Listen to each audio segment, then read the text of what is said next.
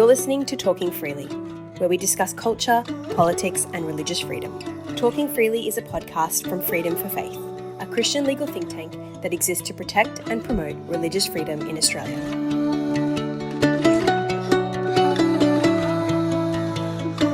Welcome to Talking Freely. My name is Rowan McHugh. My guest today is Alex Ryvchin, who is an Australian author, advocate, media commentator, and lawyer. He is currently the co-CEO of the Executive Council of Australian Jewry and is the author of several books, including the recent work Zionism, the Concise History. Alex, welcome to Talking Freely.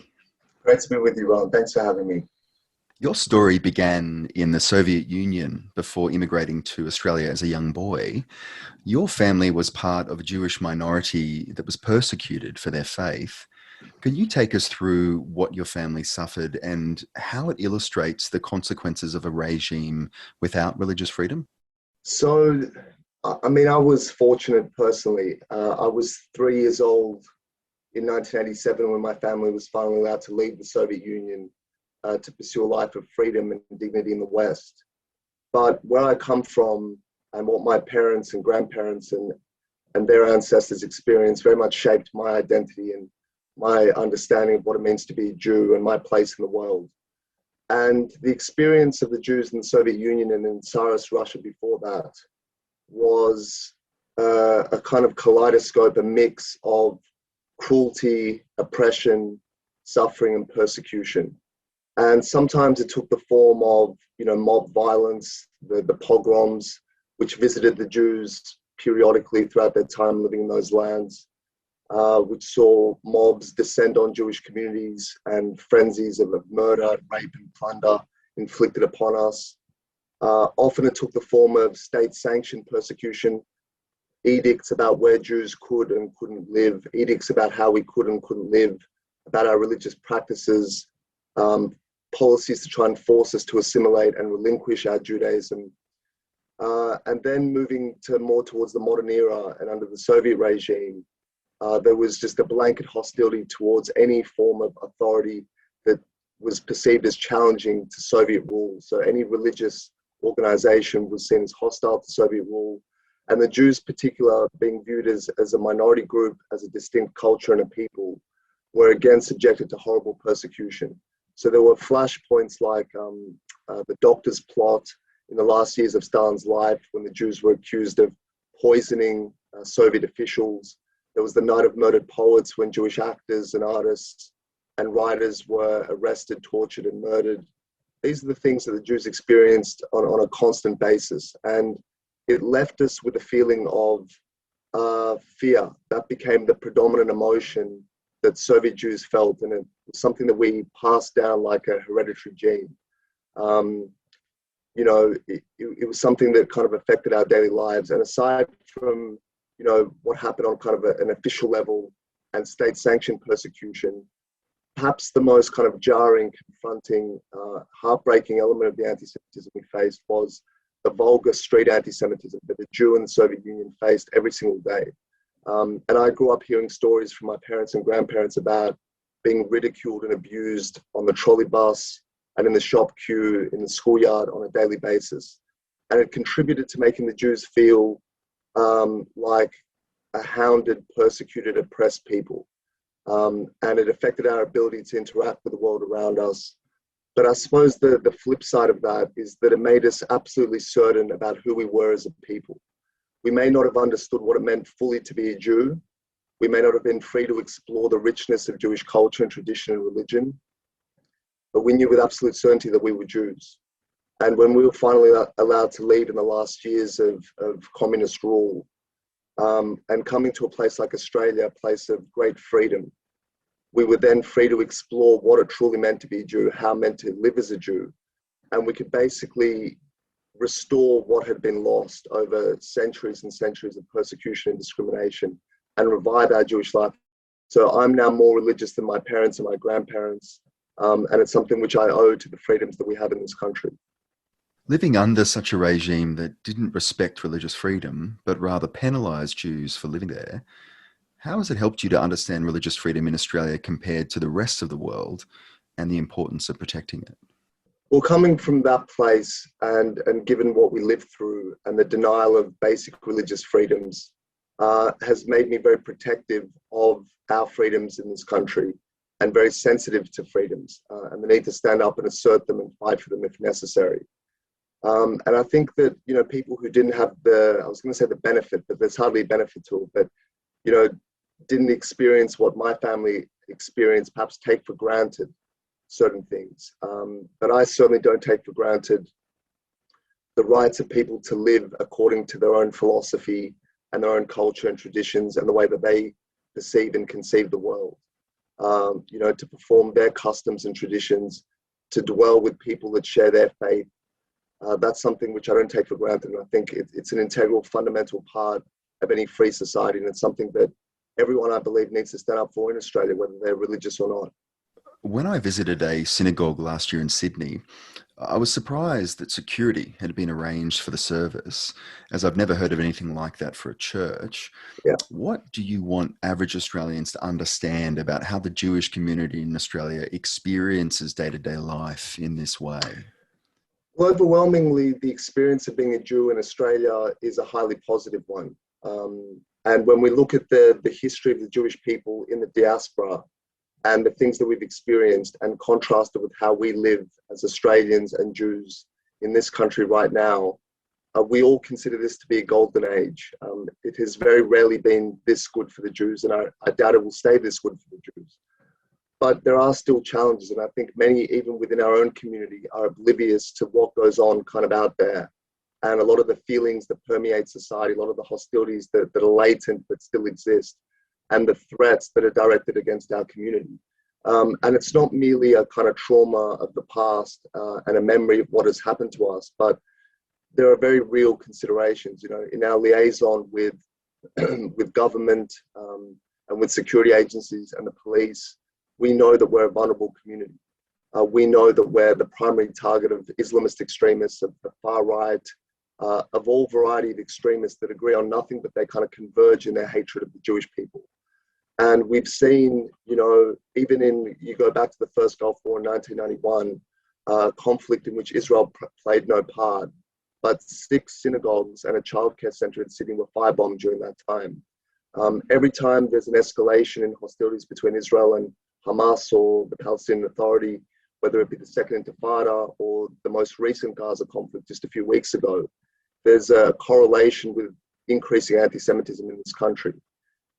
So we don't like having security guards outside our schools and outside our place of worship and our community centers. It is the nature of the Jewish people to welcome, to embrace, to invite people in, to be hospitable. That's a core part of who we are as a people. And having high fences and police guards is not the way to do that, but it's a necessity. And then when you look at what's happened to the Jews in other Western democracies, places like in Copenhagen, in Toulouse, in Brussels, in the United States, where there are sporadic violent assaults on Jewish communities and places of worship. This is why we live like this. And personally, I think it's an indictment on society generally that any community group should be fearful of congregating, of praying, of getting together. And it's something that we all need to challenge.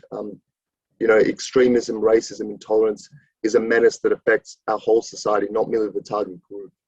And I think we need to do more to foster social cohesion and harmony so that these security guards and high fences are no longer necessary. Looking internationally, when it comes to these sacred practices of the Jewish community, such as kosher slaughter and circumcision, what places in the world is it becoming harder for Jews to freely practice their faith in these and other ways? So this is something that's taking place in various countries at various times, but predominantly we see this in Europe, in places like Switzerland and Scandinavia as well. You have these periodic assaults on religious freedoms, like, as you mentioned, the practice of Brit Milah, which is circumcision, kosher slaughter. These things are sacred to the Jewish people. These are ancient traditions and they're fundamental to our way of life. In places like Poland over the years, there have been attempts to ban kosher slaughter and the importation of kosher produce, kosher meat. And these are things that they come in under the guise of animal rights or human rights, but they're really a kind of insidious veiled attempt to drive out an ethnic group, a minority group. And sometimes, again, in France, the National Front under Marine Le Pen has called for measures which I think are primarily directed at the Muslim community, but would sweep up the Jews as well, insofar as our customs relate to theirs in certain regards. So, even though these things may come in as not being about intolerance, I think they need to be seen for what they truly are. And it is an assault on people's religious freedoms. There have been countless studies done, for example, with kosher slaughter, about the humane manner in which kosher slaughter is conducted. It's one of the fundamental requirements that there's no unnecessary suffering for the animal. And yet people still, under the banner of animal liberation and animal rights, will try and ban kosher slaughter. And I think it's more an assault on religion. There's a great hostility among segments of the community and the political spectrum against religious customs and practices. They're seen as barbaric and antiquated. But fundamentally, that's an intolerant view. And I believe in a society where people should be free to practice their faith or practice no faith. Your most recent book is a comprehensive history of Zionism. There are many misconceptions about what that word means and how long the concept has been around. How do you chiefly wish Zionism to be understood? Well, you're quite right. Zionism has sadly become one of the most misunderstood and maligned and slandered movements of modern times. And this is no accident, part of a deliberate, concerted process. Zionism is central and core to Jewish identity. And it's because it is the movement of emancipation and national return of the Jewish people. So the Jewish people had a homeland in what is now Israel thousands of years ago. 3,000 years ago, we had a commonwealth in the land with Jerusalem as its capital. And successive empires fell upon our land. And finally, under Roman oppression in the year 17, and then again in 135 CE, under Hadrian, Jewish self-rule fell and the Jews were expelled and slaughtered en masse and scattered throughout the vast lands of the Roman Empire in a deliberate attempt to try and sever the bonds between the Jewish people and their land. And that kind of commenced the period of diaspora for the Jewish people, of living as subjects in foreign lands in many different parts of the world. And we all know about the experience there. There was some good and some absolutely horrendous things that took place during that time. But throughout that period of exile, the Jews always knew where we had come from, that we were a people in that land. That was the only land in which we ever held self-determination. That was the land in which we created our language, our customs, our culture, our traditions, the ethics that derive from our religion that we gifted to the world. And we yearned to reestablish ourselves in that land. And so, despite there being prohibitions on Jews living in that land under the Roman Empire and then under the Ottomans subsequently, Jews had a continuous physical presence in that land. For those who did not live in the land, Jerusalem and Zion, being the land of Israel, remained the primary focus of Jewish liturgy and prayer. When we recite the Amidah, we face Jerusalem.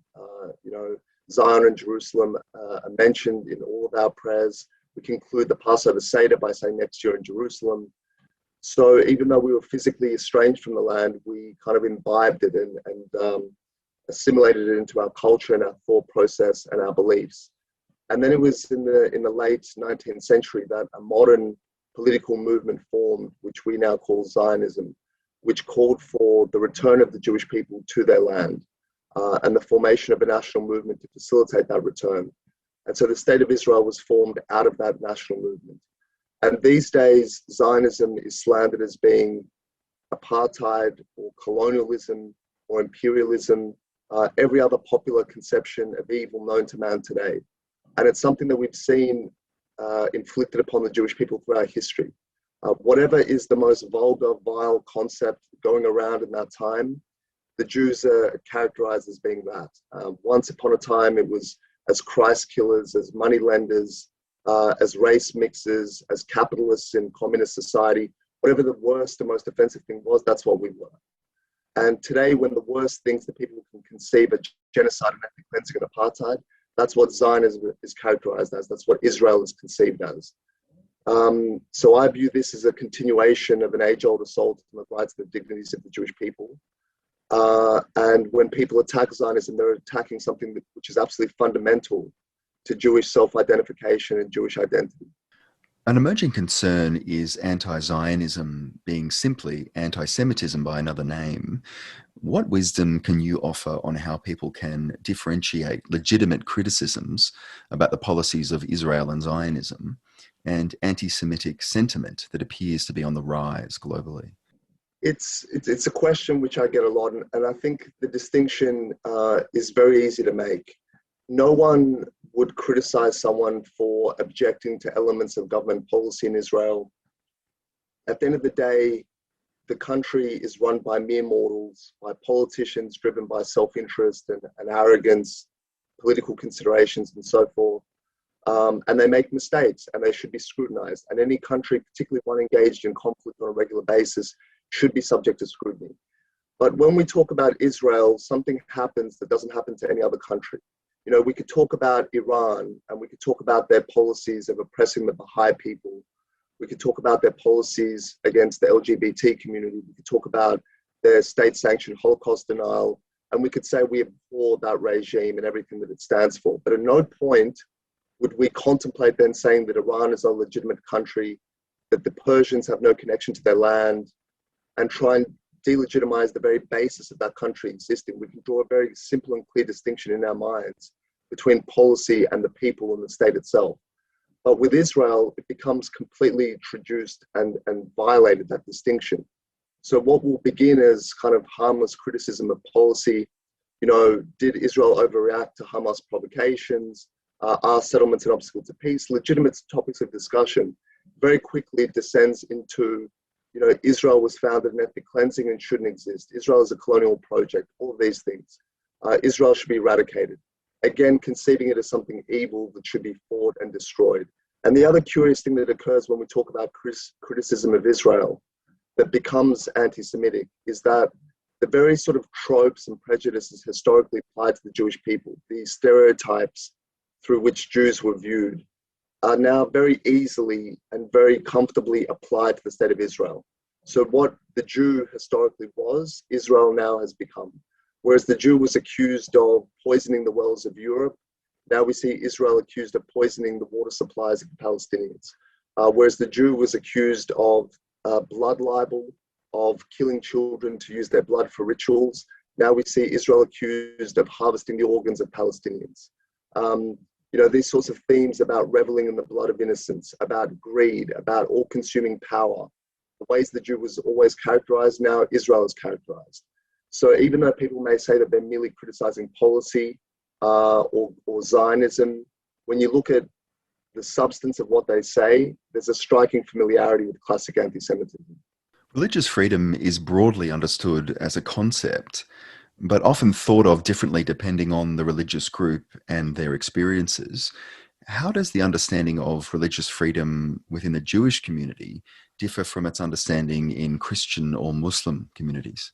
I can't really speak for how religious freedom is seen in other religious communities. So I'm not sure I can contrast the two, but I can certainly tell you that for the Jewish people, given our history, religious freedom is something that is sacred to us.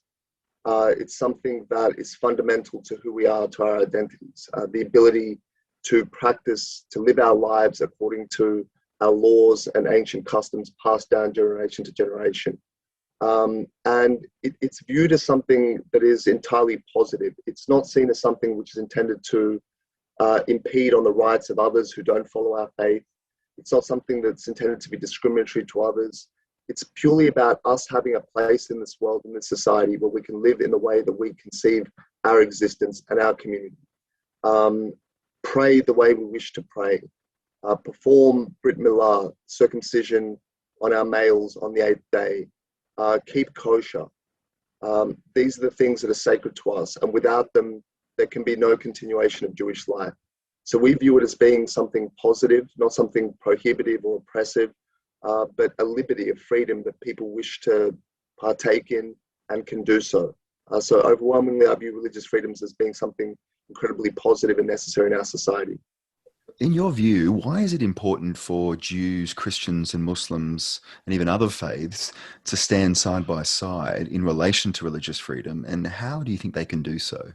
Well, For all the differences between different religious groups and different ethnic groups, we may disagree on certain political issues and so forth. But the fact that Australia is a free society, which is what makes this place great, the fact that religious groups should be free to live according to their customs and traditions is something that we're united on. And these points of unity are a source of strength.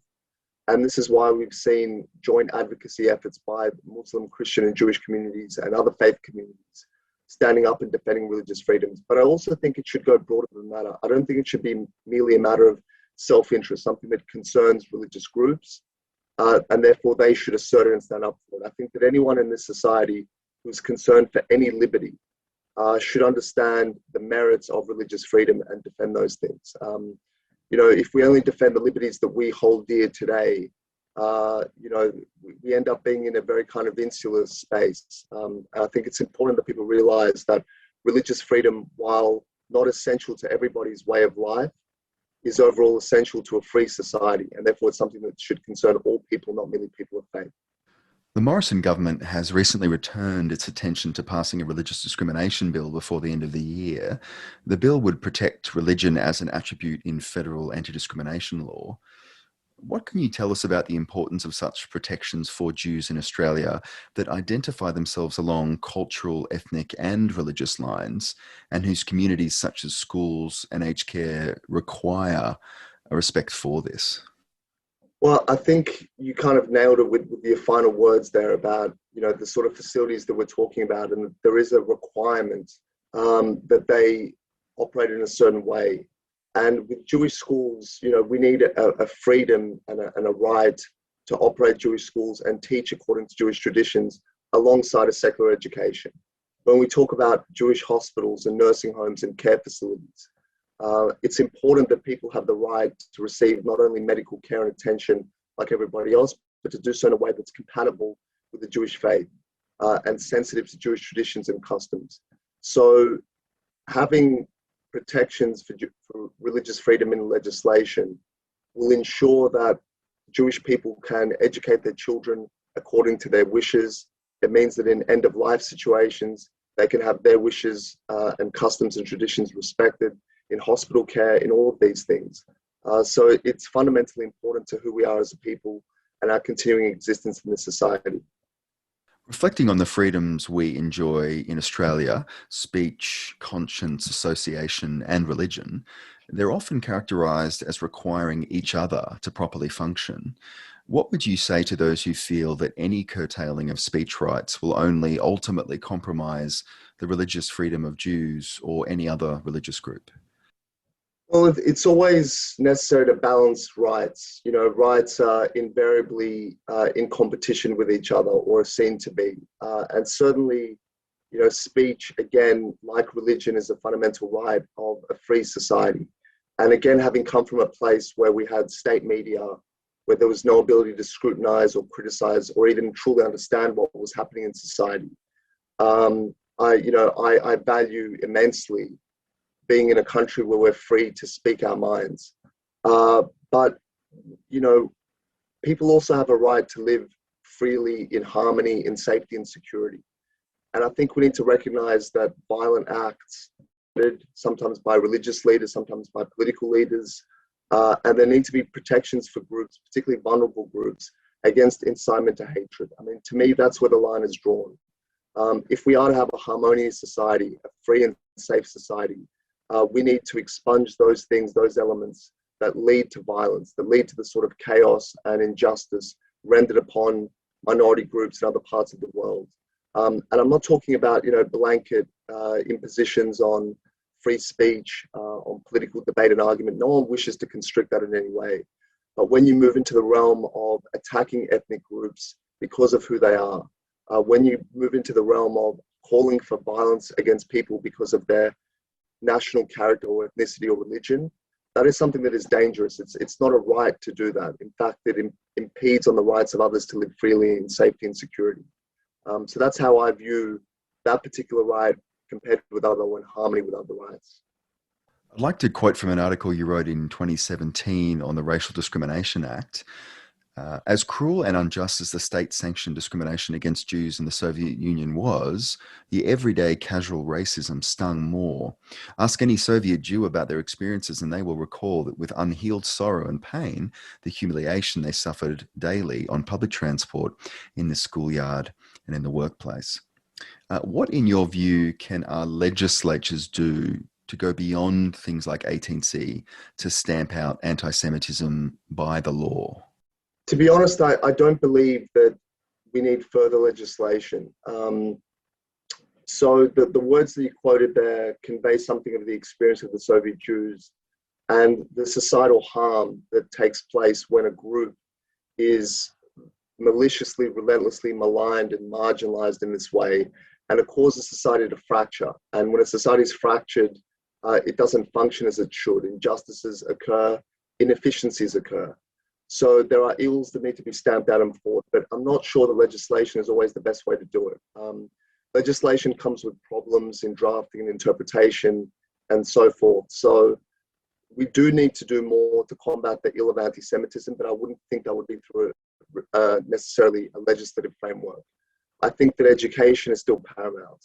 And, people still don't truly understand anti-Semitism. They look at the Jewish people today and they see a group that they overwhelmingly view to be white and privileged and wealthy, which is not the reality at all. When you look at the socioeconomic levels of the Jewish community, there are as many Jews below the poverty line as non-Jews.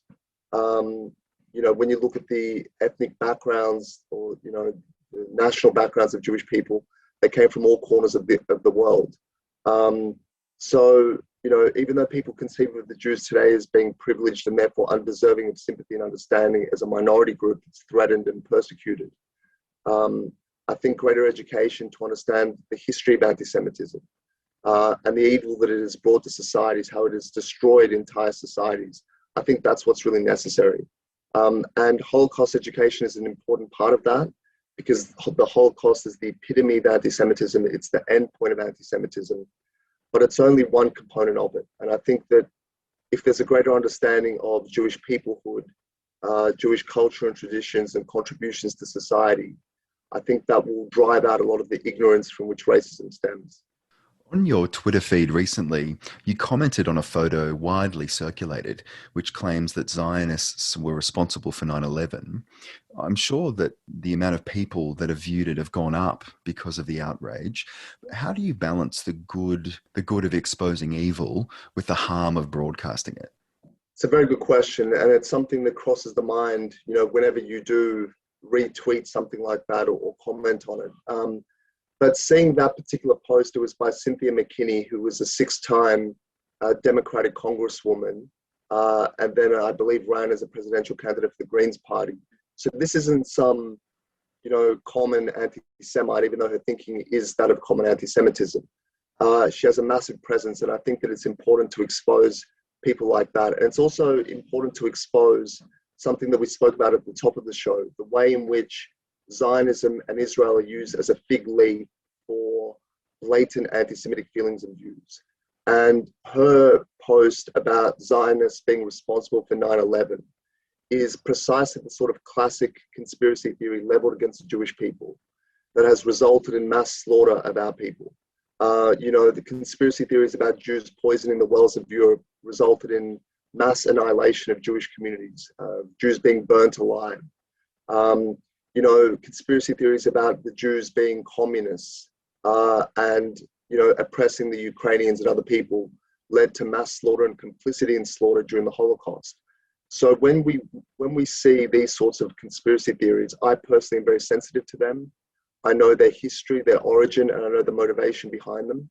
And I think it's very important to call them out. I wouldn't broadcast someone with 100 followers who made that sort of a statement, but when it comes from a public figure who has a following, who has respect, I think we have a responsibility to shine a light on that and to denounce it in clear terms, and also to explain it. Stepping back from any of the particulars of Judaism, Christianity, or Islam, what would it look like for Australia to have a healthy appreciation and understanding of religious freedom for all faiths and to thrive as an authentically multicultural country, particularly in light of some of the remarks you just made on the importance of education? I look at Australian society today and I see a healthy multicultural society. I see a place that is not without challenges and not without prejudices, certainly.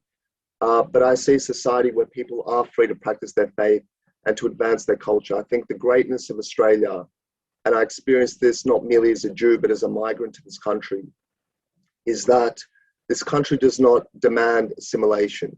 It does not demand that when you come from a foreign country, that you relinquish your traditions and your history, your religion, your languages. It asks certain things of you. There are responsibilities that come with being an Australian citizen, and that is to uphold the values of this country, the democratic norms of this country, and the laws of this land. But beyond that, you are free to speak your languages and practice your faith and traditions. And again, looking at my own life, I speak Russian to my children. I view that as a link to our heritage and to our past and to our family connections and traditions, and I wish to continue that. And I'm free to do so. There's obviously work to be done in Australian society about making it more tolerant, more peaceful, more harmonious, more accepting. But I also see enormous benefits, enormous successes in this society, in where we've gotten to. And when you look at the history of multiculturalism in this country and migration in this country, every ethnic group that has come here kind of en masse in ways of immigration has faced challenges. They face challenges of being treated with suspicion and sometimes hostility. They face challenges of integration, but ultimately every ethnic group has become a success story in this country. And they've integrated into this country and contributed greatly to the commonwealth and success of this country. So, I look at Australia with immense pride and see its success and qualities. Alex, thank you very much indeed for being with us today on Talking Freely. It's a great pleasure. Thank you.